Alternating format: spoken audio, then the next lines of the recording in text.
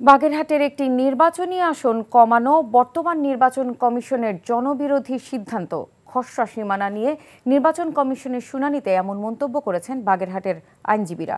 সকালে শুরু হওয়া শুনানিতে উপস্থিত ছিলেন প্রধান নির্বাচন কমিশনার এএমএম নাসির উদ্দিন, 4 নির্বাচন কমিশনার, কমিশন সচিব সহ সংশ্লিষ্ট কর্মকর্তারা। শুনানি শেষে আইনজীবীরা বলেন, দেশ স্বাধীনের পর থেকে 4টি আসন ছিল বাগেরহাটে, তাই নির্বাচন কমিশনের এমন সিদ্ধান্ত প্রত্যাহার করতে হবে। প্রয়োজনে হাইকোর্টে রিট পিটিশন দাখিল করার কথা জানান তারা।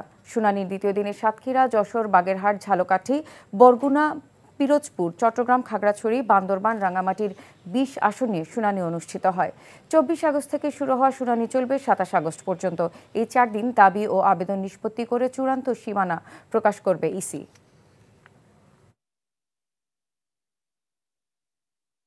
বাগেরহাটে 4টি আসন ছিল দেশ স্বাধীন হওয়ার পর। হঠাৎ করে চলমান ইসি আমাদের বলেছেন 4টি আসন থাকবে না, একটা বাদ। আমরা বলেছি এই বাদটা বাগেরহাটবাসী মানে না।